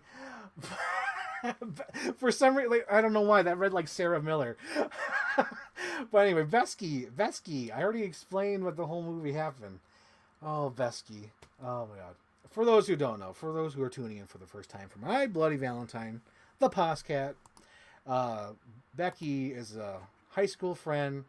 I watch her live streams, and she plays the weird ass Final Fantasy games, and it's so great, and it's so wonderful because she really does think that I know something about the game. She's like, you know this character, right? I'm like, I have no idea who that character is, but she's wonderful. She's great. Oh my gosh, she's wonderful. That's why I said I'm kidding. I know Beskies. I know Beskies. Okay, so now let's wrap up the Poscat, because that's a good idea for a remake. That's great. I might actually do that just as like a little mental activity these days, where it's just like, let me think of a remake. So I'll write down on like the index cards, like David Lynch says. So a week or two ago, I ordered these, and they showed up the day after my huge unboxing. So I figured, hey, do a My Bloody Valentine unboxing. So I got the Toonie Terror, the Miner, which is a great looking figure. I've been collecting the Toonie Terrors. And then I also have the NECA Ultimate Miner. They don't even call him Harry Warden. They call him the Miner. There you go. There's the Miner. And that might be another thing to do for the remake. Not even have it Harry Warden. Maybe just call it the Miner. So in all the different movies, we don't have to worry about Harry Warden or TJ or Axel. We could just call him the Miner. The old story about the old coal mine.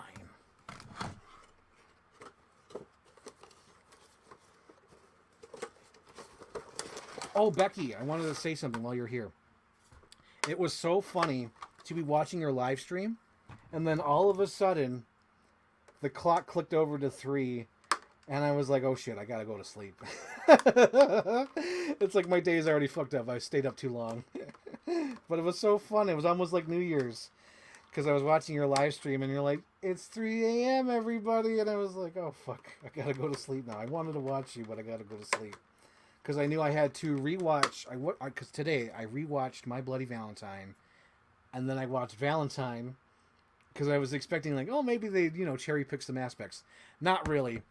I don't think they really cherry picked jack shit for the Valentine movie. Although if I think somebody would do it, because they would not think of putting a twist to it. To My Bloody Valentine, they would probably rip off Valentine, because the twist in Valentine is that the killer finds the Dorothy. I was going to say fat girl, but the killer finds Dorothy, dresses her up as the killer, pushes her against the girlfriend, so they both fall down the stairs. So when the Dorothy gets up, she's dressed up as the killer, and before the killer can say anything, or I should say, before Dorothy can say anything, the killer ends up killing Dorothy and makes Dorothy look like she's been murdering everybody the last couple of days. But yeah, there's that. Does that make sense to people? I just realized that maybe people have never seen Valentine. It may not make sense. Hang on. I got a comment from the Peanut Factory. Oh, jeez. So the comment was, why was 3 a.m. an issue? The clock sprung ahead. No, I needed to go to sleep so I could wake up to watch the movies. Because if I stayed up any longer, that would mean I would get up later, and I would not be able to watch 3 movies before the podcast started. So that's the explanation of why 3 a.m. was an issue for me.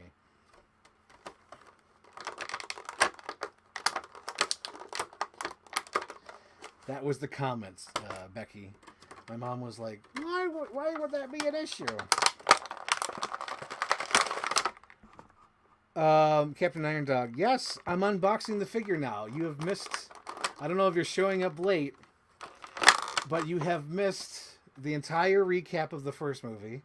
You have missed the recap, half-assed recap of 3D, and then you missed my spitballing of a few ideas I wanted to do for the remake.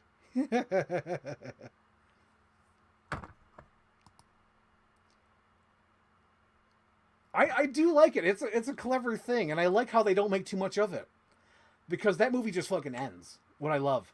So okay, let me explain this. So in the movie Valentine, it's a revenge movie, and everybody's terrible in it. That's what I love about it.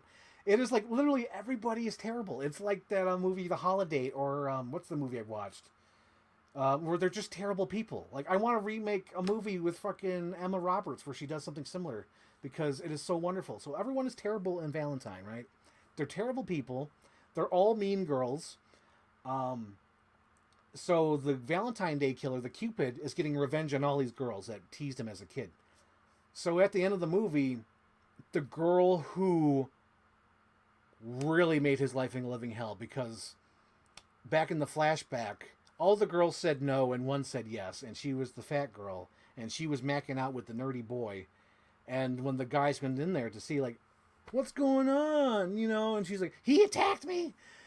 Hey, I didn't want to kiss him. He attacked me. And then poor little nerdy boy's like, no, she said yes. She said yes. She consented. They fucking beat up the nerdy boy. So years later, nerdy boy's coming back. He's killing them all. And he's the last one. He puts her in the outfit. He puts her in the Cupid killer outfit. Pushes her downstairs. And then as she gets up, fucking Cupid guy, not in an outfit. Nobody knows he's Cupid yet. He shoots the Cupid killer dead. And says, it's all going to be okay. I've always loved you. And then the camera, his nose starts bleeding because throughout the whole movie, whenever he kills somebody, his nose bleeds. So at the end of the movie, he's like, don't worry, things are going to be okay. And then he starts the bloody nose. And then you just look at him, and then the camera goes black. And it's so good. They don't make a huge deal about it. They don't make the girl figure it out. He just feels like at peace. And you're sort of rooting for him at the end. You're like, yeah, they were fucking mean to you. They were so mean to you. They made your life a living hell. They were all bitches. Like, literally, they're all terrible people. Except the girl he's dating and likes. Because she's still the nice girl. But they were all so mean. And, like, even all the guys are so mean in the movie. The movie Valentine. Like, all the guys are awful. All the women are awful. And the only one that's good is Marley Shelton. I think that's her name. She's from Grindhouse. I want to make sure I got her name right. Yep, Marley Shelton. Marley Shelton is like the only nice girl in the movie. Everyone else is a fucking bitch. Oh my god. Especially Denise Richards. And then also gave me an idea for a horror movie or a slasher movie. What if there was a slasher movie where the popular girl survived? The bitchy one survived. What if the Denise Richards character survived? What if we put a twist on the original I Know What You Did Last Summer? And we have Sarah Michelle survive, Sarah Michelle Gellar, because in that movie she's the popular girl. Why not have the popular girl survive? We should do this. We need to make this happen. Stop making the nerdy girl or the mid girl survive. We gotta put a twist on it. Let's have the popular girl survive. I think that's great. What do you mean you were here? What do you mean you're here? Yeah, we're gonna unbox this figure. Yes. Harry Warden, aka the Miner. Look how fucking cool this is, guys. Look at all the detail. This will help me out for my costume this year. Oh my god. He's got like a little thing that powers up his light. It's going to be so funny. I'm going to dress up like this character. Nobody knows who the hell I am. That's the thing, but hopefully it's scary enough. But yeah, there it is. I love this toy. Look at him. He looks so cool. Hang on, let's get the comment off the screen. Sorry, Captain Iron Dog. I got to get you off the screen. But yeah, look at him. Harry Warden, so fucking cool. Oh my god, that's such a cool look, honestly, for a slasher killer. So, he comes with a little pickaxe. Pickaxe. Look at that, that's so cool. That's so cool. And then he comes with, I think this is the nail gun that he uses on poor Hollis. And then, of course, he comes with the little Valentine's Day box. It does not open, sadly. He also comes with a knife. Oh, yeah, that threw me off. I think I was watching the original movie, and all of a sudden he comes out with his knife. I'm like, where the hell did he get the knife from? Where the hell did Harry Warden get the knife? Show you guys. He comes with a little knife. Look at that. That's cool. That is cool. Oh, here we go. So to answer my mom's question, this is another thing too. Becky stayed on live stream until 8 a.m. So I couldn't stay up until that long. It's like, I gotta watch movies tomorrow. I gotta watch 3 movies tomorrow and hopefully a 4th. Because after this, I think I want to watch either The Burning or maybe House of Wax. I just got a ton of Blu-rays I've been wanting to watch. I gotta watch something. I'm in the mood. Maybe Urban Legend, because Urban Legend is the guy who directed Valentine. Let's keep a theme going. I think I'm gonna watch Urban Legend tonight. That'll be the movie. Let's see. The twist. Yep, I think we talked about the twist. I was here. I was remember for most of it anyway. LOL. Yeah. I think I explained at the beginning that I was gonna unbox these. I think I showed them in the beginning. But yeah, that's so cool. It's gonna go on my horror movie shelf right there with my buddies. Wait, hang on. Get the comment off screen. I'm putting up my Ghostbuster shelf. Right there. There he is. He'll go there. Besky left. Okay, I gotta go. Talk to you later. Don't forget to go like Frank's stream, guys. Have a wonderful day. Thank you, Besky. Thank you. Never seen them. Sounds fun. Need to watch now. Yeah, boy. Yeah, Noctis, you should go watch them. Yes. Valentine is the most fake-looking SF of all time. Obviously not shot in San Francisco. Oh my God. You know, I didn't even notice. Like I didn't even notice where it took place because it's so generic. Oh my God, Shane! Oh my God, I should mention this before I forget. So in the movie Valentine, the thing that made me holler so much, I was like, "Oh shit, they got it!" So there's a detective in the movie. The detective he's like, "I'm on the way there. Hold on." So the girl's in the backyard going to call the detective, like, "Where are you?" And then she could hear his cell phone ring. She finds his cell phone. And it's right next to like this little pond. So she picks up the cell phone and the head pops up. And it was exactly like Ben Gardner's boat in Jaws. And it cracked me up. I was like, holy fuck. How the hell do you squeeze a Jaws reference into a fucking Valentine's Day movie? And especially not only any kill from Jaws. It's the fucking Ben Gardner head. So the head of the detective comes out of the water. Just like Ben Gardner. I was like, 5 stars. 5 stars. Oh my gosh. And the other thing I really liked about Valentine. We got to talk about Valentine. Let's talk about Valentine. You know, Valentine's Day. Let's talk about Valentine. So Valentine, there's a great scene for some reason. Denise Richards finds the hot tub because like there's no guy telling her to go there. No one's told her about this hot tub. She just goes to the hot tub. She goes in there, and then she hears a noise. And then the Cupid character shows up. And the Cupid guy throws her in the hot tub. And he locks her in there. And there's like this little clear thing. And he's drilling holes through it. And he's trying to get her. And she's like screaming.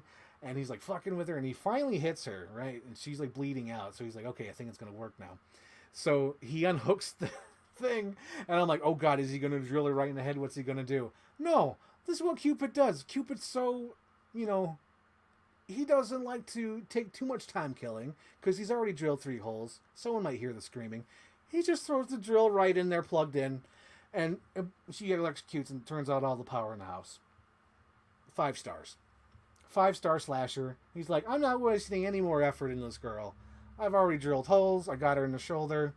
I'm going to throw the drill in there. Perfect. And then the other one, oh my God, there's such a funny fucking moment in the movie. Okay, so there's the scene where I told you, right? So there's this girl who got ripped off by a character named Campbell.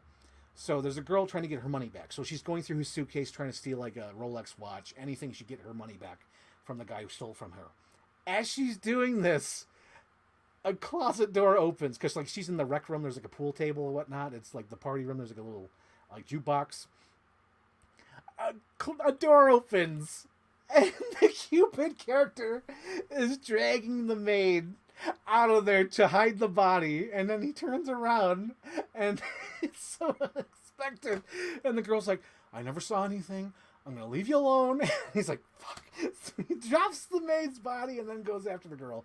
And then I think that's when he kills her in the shower. Because the thing that bothers me about the shower kill is that he throws her through the glass, right? And the glass is like this. It's like 2 sharp points. So he's got her head over it. And you're like, oh my God, it's going to go through her eyes because it's perfect. No, it goes to the chin. I guess they're trying to go in for a PG-13, but it went through the chin. Sucked. I'm like, you got to go through the eyes because you don't set up 2 points and just go, it goes to the chin. Dumb. What else happens in Valentine? Um, all the characters are terrible. I love that. Perfect. I want to do a remake with Emma Roberts. She's perfect. Um, oh God, what's another kill that happens in the movie that made me like, oh my gosh, bravo, bravo. Oh, it was the fucking bow and arrow thing.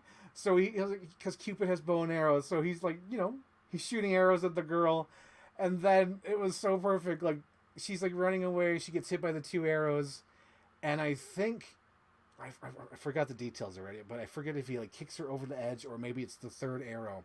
Either way, she starts flying over the edge and lands in a dumpster, and the dumpster shuts. And it's like nobody knows where she is. It was like 5 stars. This Cupid guy. Oh, and the other thing I love about Valentine, the movie Valentine, there's no cool hero reveal of the killer. There's like how Harry Warden, like I've told you about, like the minute you see Harry Warden, it's like Batman showing up or something like that. No, in Valentine, she's like, oh God, there's someone else in here, and she's like goes into the hallway, and then you're introduced to the killer, like him just following her in the hallway, like he's out of focus in the background, and then it just cuts to him just like walking in the hallway, and he has like this nice jacket on and like Cupid mask. There's no cool review. There's no like turn to the camera or like you push in where it comes to him. No, he's just like, he's just strolling down the hallway. I'm like Valentine is like wasting no time at all. It is perfect. This movie's wonderful. Yeah, I think that's it about Valentine. All right, let's go to the comments. There's comments here. Let's see. Fake looking San Francisco. Yeah, like I said before, I had no idea where it took place. No idea where it took place. I didn't even know it was supposed to be San Francisco. That's hilarious. You do feel sorry for Sue Nell. I gotta look this up. Who's Sue Nell? Sue Nell.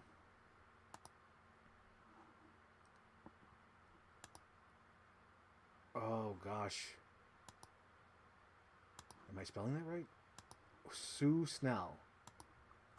Sue Snell.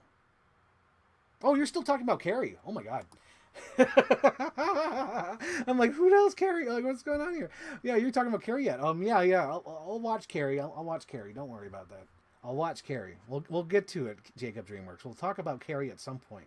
Like I said earlier, I've seen it like 15 years ago, and I didn't like it 15 years ago, and I gotta give it its shot because I'm completely different now. Because like, I love most of the things I watch. I am critical of some things, like I said earlier. Jason Ackles is fucking terrible in that movie. He's bad, but I still like the movie overall because I like the ideas. I like to focus on the things I do like. But yeah, I'll get to Carrie. I'll watch Carrie. Don't worry, Jacob DreamWorks. I watched the live action Little Mermaid, My Little Mermaid. I'll get to Carrie.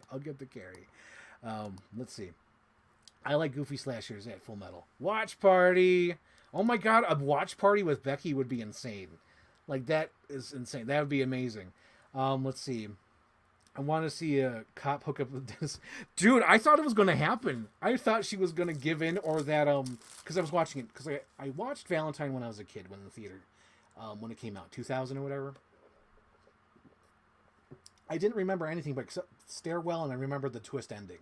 I don't remember anything else from the movie, because I was watching it, I was like, I don't remember any of this, but I just remembered that stairwell in the house, and then the twist ending with the bloody nose. I was like, oh, he's the killer. I remember thinking that as the kid, like, oh, he's the killer. I wanted to see the cop hook up with Denise Richards. Dude, that would be so hilarious, like, that they were dating, like, the first time they met, because the thing I noticed in the movie is that out of all the girls, he's like, here's my card. And he gives it right to Denise Richards. He doesn't give it to the other girls. He gives it right to Denise Richards. And I thought that was going to set up that they were fucking already, but they weren't. Oh my God, that would have been so hilarious. What if Carrie didn't die? I don't know, Jacob DreamWorks. I haven't seen the movie in 15 years. You have to give me a shot. You have to give me a chance, Jacob. I'll watch it. Who you're saying to go against the grain? But we'll know Frank. I'll like Carrie. I'm sure I'll like Carrie. Let's see. Love the kill in the art exhibition. Best sequence. Yes, the arrows, because I was like, oh, finally a themed kill. Because he beats somebody up with an arrow, and then there's the drill kill. And then, I think there's another... Oh, yeah, he just stabs the girl. That's all he does. He just stabs her. Yeah. But I think I'll watch Urban Legend tonight. Yes, yes. Better than Valentine IMO. Oh, yeah, of course. Urban Legend. Oh, Urban Legend has Michael Rosenbaum. Already better. Already better. 5 stars. I'm waiting until your live stream to watch Scream 6. Oh my gosh, Captain Iron Dog, Scream 6. Okay, I'll finish this up so you can watch Scream 6. Jaws reference. Did the Rick Dalton point. Dude, seriously, I couldn't believe they did the fucking Jaws reference. That was insane. The hot tub kill rocks. Iron kill is great too. Oh yeah, the iron one was so fucking random. I don't understand. Valentine is the cut. A lot of gore kills. I agree. Because at a certain point, I'm like, was this PG-13? Or were they trying to get a PG-13? Just because the girl didn't get it through the eye. She got it through the chin. I was like, that's a weird creative choice. That's almost like they figured that out on the day. Like, wait, we have to do like a rating change? I don't know. It seemed weird. It seemed very weird. The Cupid mask is cool and simple. That's what makes it work. Oh, dude. Totally. Totally. And not only that, but it was related to their high school. Perfection. Perfection.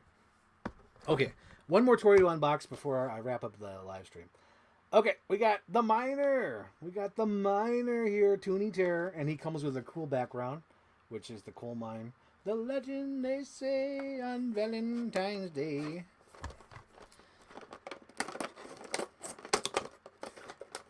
Okay, I'm going to wrap this up for you, Captain Iron. Don't worry, don't worry.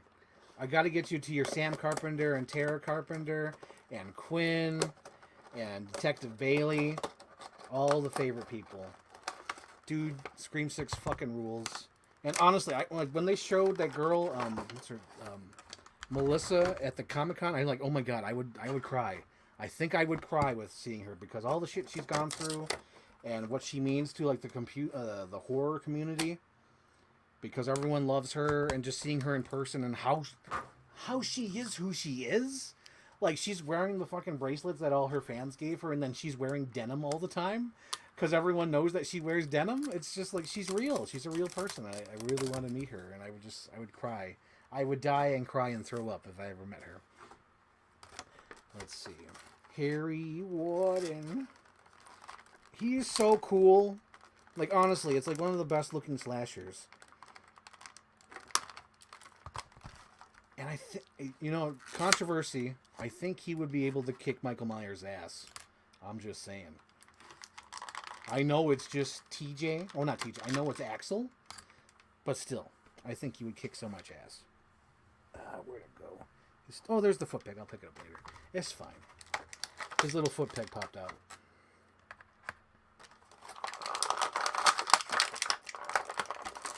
I think Jason would give... I think the Miner would give Jason a run for his money. So there we go. There he is. Harry Warden! Harry Warden! Oh, that's so cool. God damn, Harry Warden's awesome. He's so fucking cool. There he is with his little pickaxe. And the legend they say on Valentine's Day. Dude, you know how, like, I think last week we were talking about, like, bloody variants? If there was like a bloody variant with the fucking, like the heart on his little blowhole, oh my gosh, that'd be so cool. That'd be so cool. Let's see. You're making me want to watch these movies, Frank. Oh, good, good. Honestly, I would recommend all these. I recommend My Bloody Valentine, the original, because it's like a solid slasher film. I'm not even joking. It's really airtight with the editing and the storytelling, and then there's even some foreshadowing. It's really great. So you could pick this up on the Shout Factory. I believe it, like the Steelbook is probably the cheapest version on there. I think it's like 15 or 16 bucks. That's the cheapest one on there. Valentine I think is like 23 on there. I got this on eBay. I think this is going out of print. So if you want to get it now, it's probably cheaper to get the DVD. Because I think the DVD is easier to find than the Blu-ray, but like I think at some point, Shout Factory's got to do one of this. They have to. Like, they have to be, you know. But yeah, some of them are going out of print. And, what's the other one I want to talk about? I think that's all the three of them. Yeah. You should do a Lover's Lane underrated Valentine's letter. Ooh, yeah. Because I think I just want to do like a whole Mod Podge to make the perfect Valentine's Day movie. You know. Oh yeah. By the way, spoilers for my next mashup. Uh, all my library movies because in order, hang on, I'll get the comment off the screen. It's covering my face. So what I do for my projects is sometimes I order movies. Like to me, my slasher project, I've been what do you call it? My slasher project is almost an excuse to watch these movies. So for my slasher trailer, like I'm going to put in Harry Warden. I'm going to have some clips from All the Guys Love Mandy Lane. So there's some movies I ordered for myself to own. Like example, I ordered Valentine for myself to own. I ordered the remake of Friday, the Nightmare on Elm Street. I ordered the Texas Chainsaw. I ordered Urban Legend, House of Wax for myself. But I went to my library and I rented some other ones. So other movies that I'm going to include my trailer are going to be Straw Dogs, the 2000 movie, the 2011 movie, the one with James Marsden. I'm going to use some clips from that movie. I'm going to use some clips from All the Boys Love Mandy Lane. Apparently that's out of print. That's out of print. That's like really hard to find, so I got to go to the library to find the copy of that. And then there's some other movies where I have to get some audio clips and all that, like The Town That Dreaded Sundown. It's going to be a fun slasher because like what really revived my love for the slasher is this Harry Warden, because that movie was so good and it's so fun. And not only that, but like with the horror community I'm part of now on Twitter, it's just and seeing how they love movies and seeing how they love Valentine and seeing how they love House of Wax and the Texas Chainsaw movies. It's fun. There's like a community out there. I'm like, okay, there's an audience. There's an audience out there for my slasher trailer that I want to do. And it's a fun time making it. And I don't want to give too much spoilers away, but I'm just saying that I've been using those movies. I rented from the library. I rented some other movies. And it's all movies I've been wanting to watch like these. So it's just like I'm using it as an excuse to watch movies. So good. So good. Yes, I would cry. I would cry. Cry like I cried. The song at the end of the OG My Bloody Valentine really makes the film so creepy. I know, and it was just a happy accident. That's what kills me. Hiya, how you doing? Hello, Virgil. Hello, I'm good. I'm good. The streams was my Oscars. Wonderful. I only remember watching the parts of the remake. Oh, dude, like the remake of My Bloody Valentine are pretty good. Pretty good. In my opinion. I know some people weren't. Some people are a little bit more pickier than I am. So this came with a Toonie Terry. Came with a little heart box. And then where did I put him? Oh, here he is. I'll show him off again. He's really cool. He's so cool. He's got a lot of powers. And he knows learning the ropes. That's so cool. And a little comparison for the two. Hang on. Harry Warden needs his axe.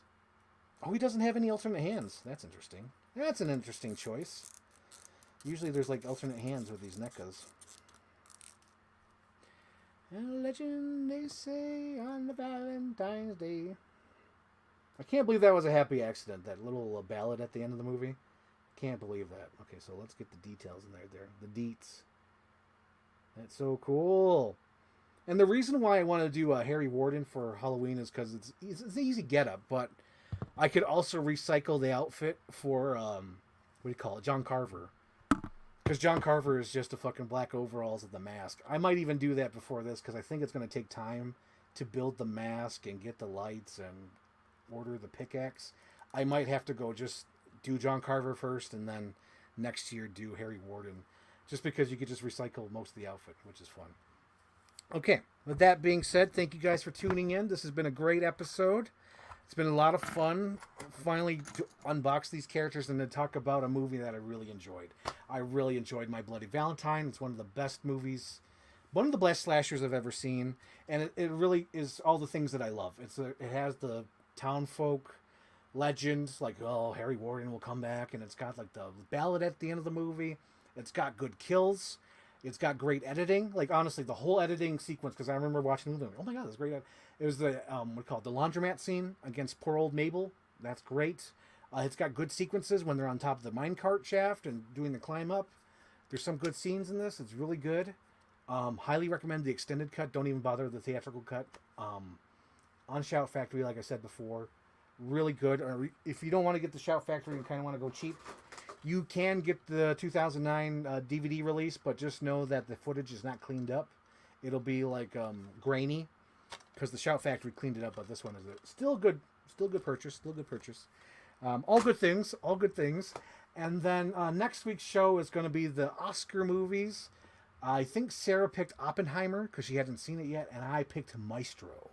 That should be interesting because I don't think Sarah will like Maestro, and I really got to talk about Maestro because Maestro like affected me profoundly, and I can't fucking believe it. Like I wish I could own Maestro. I wish I could watch it again and really take notes. I know it's on Netflix, but I just canceled Netflix, and I don't want that again. But like I really liked Maestro, and I can't wait to talk about that with Sarah. That's next week at 7 p.m. I believe. I believe. I'll leave it up in the open because Sarah likes to change things last minute. So, 7 p.m. next Sunday. Thank you for tuning in. And if you like this, leave a comment down below. Not in the chat, but hopefully you can switch to the comment section or after the stream ends, or tweet at me if there's another movie I should check out and talk about at length like this. Because I think this is fun to talk about a movie at length and focus on it and like really talk about the favorite scenes and all that. I don't think I've really done this. I kind of did that with the Frank Ireland collection, but it was like short. This is like extended where I talk about the whole thing. But yeah, this was fun. This has been fun. Okay, and then this one says, another fun stream. Thank you, Captain Iron Dog. And with that being said, thank you guys, and see you next week.